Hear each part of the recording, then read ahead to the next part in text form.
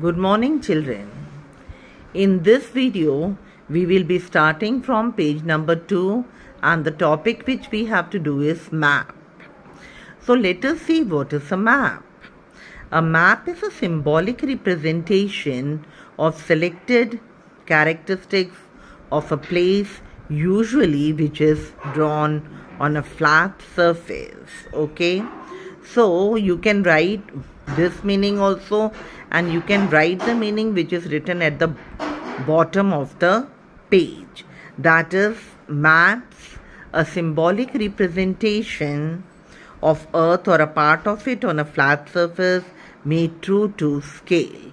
This is the meaning of maps. Okay, children. Now, children, maps, they are very important in geography. Why maps? They are very important because they give the information in a very simple way and in a visual way. Okay. Now, they teach us about the world, and they teach us about the world by showing the size and the shape of the countries, location of features, and distances between places. Okay. Now, children, maps, they also show the distribution of things over the earth, like settlement patterns, etc. Maps, they are very important to us because they show exact location of houses and streets in a city neighborhood. Now, children, a map is a simplified depiction of whole or part of earth on a piece of paper. This I have already told you that on a map, it can show the whole of the earth also, and it can show a part of the earth also on a piece of paper. In other words, we can say that map, it is two-dimensional form of three-dimensional earth. They provide the information about the earth through symbols and signs. Now, children, maps, they are graphic representation of places on the earth which is made true to scale. Now, children, it's not possible. Any single map, it cannot show everything on the earth, or it cannot show all the information we need about the earth. So, children, the features portrayed or shown on the map, on each map, are selected for a particular purpose. Now, children, it is impossible to show the round earth. Spherical means the shape of the earth is round on a flat paper accurately, because maps, they are made on a flat surface, and the surface which we are showing on it, it is in reality it is round or spherical, and that is the reason we cannot show accurately the surface of the earth on the map. So when we show the earth on a map, there are some disturbances. Distorting means there are some disturbances in the shape, in the area, in the distance or direction. Okay, now we move on to the next. Now, children, the professionals, those who make the maps, they are known as cartographers. Now, children, these people, they make the maps with the help of latitudes and longitudes, and they also use different projections. Now, in the present time, digital cartography, this method is adopted. It is the most modern method, and it is an improved method of making maps. Okay. Now, children, this digital cartography, it is a process by which collection of the data, it is converted into virtual image. Okay. And the main function of this technology is to make the map to give accurate representation of a particular area. Now, children, before making the maps, cartographers, they decide what area they want to show on the map, and what is the information they want to show on the map, and what is the main purpose of the map. Okay. Now let us see significance of map or importance of maps. Now children, in geography, maps, they are one of the most important tools in order to show the earth.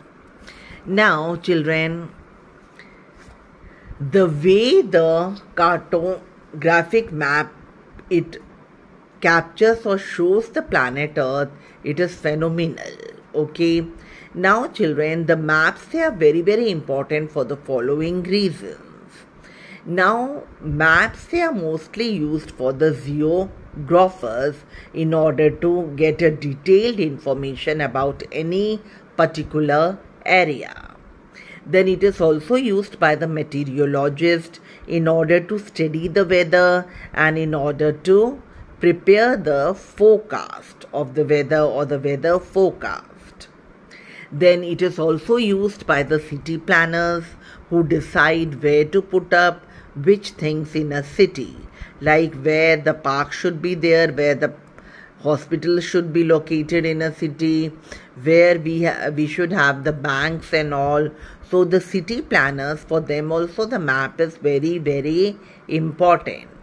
Then it is also very important for the defense department in order to have the information about the bordering areas.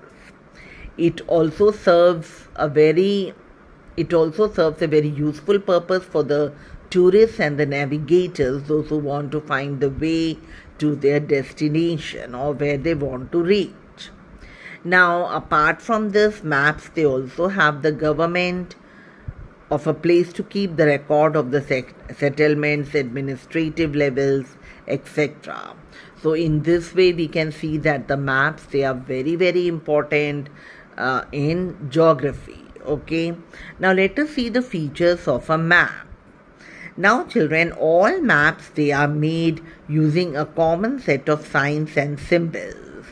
Why it is used in this way? Because it becomes easy to understand the map. Now let us learn how these signs and the symbols, they make us or they help us to understand the maps. Now the first feature is title. Okay. Now children, a title of a map, it gives us the information that has been represented in the map. For example, a political map, it shows the capitals and boundaries of any country. Now the next feature is directions. Now children, direction is used to determine where things are in relation to other things. Sometimes the direction is vague, like it's not that useful when we talk about the things being in that general direction. For the geographic purpose, direction is more important. Okay, it can also show a position. Like if we say an example is over there that Arkin sits to the left of Ranbir in the class, it means what it is, that Arkin's direction is to the left of Ranbir and Ranbir's direction is to the left of Arkin. So in this way, we also can use the map in order to show the direction. Then we come on to the next point, and that is cardinal directions. Now children, as we have already studied the four main cardinal directions, they are north, south, east and west. And children, in geography and on the map, they are represented by the letter N, S, E and W. N stands for north, S for south, E for east and W for west. Now children, in the map, when we are using a map or a plan, we show the symbol N at the top.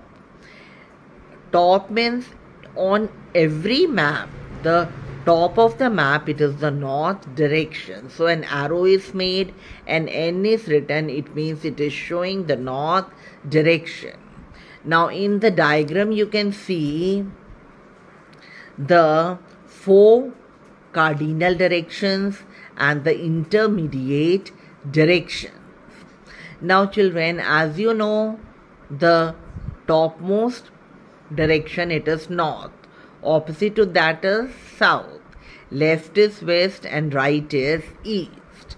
Now in between also we are having 4 directions which are known as intermediate directions. Now let us see which are these 4 intermediate directions. Direction which is in between north and west, it is known as NW. Direction which is in between north and east, it is written as NE. Direction which is in between south and west, it is written SW. And the direction which is between south and east is written as SE. So children, these are known as the 4 intermediate directions. Now why do we use the intermediate direction? So that we can provide accuracy when we want to know the exact location of a place. Now let us see the next heading, and that is geographic fact. Now children, a compass, it is a navigation device. Navigation device means it is used by the navigators when they move into the sea journey. Okay, this is a device which is having a small free moving magnet which is known as a needle. And the needle is attracted by the earth's magnetism. As we know that earth, it attracts all the object towards itself. So it swirls around on a pivot until one end points on earth's magnetic north pole. So you see this needle, it swings and it ends when one of the point is towards earth, towards the north pole, and the other end to the magnetic south pole. Now children, the rocky mineral magnetite is naturally magnetic. Now you see children, this rocky mineral magnetite, it is having a natural magnet in itself. Early sailors, they used to use this rocky mineral magnetite in order to know the direction early. Okay, so it was used by the early sailors. Okay, so this is the geographic fact. So the early sailors, they used this piece of rock, okay, suspended from a string as a magnetic compass. So before the invention of the magnetic compass, this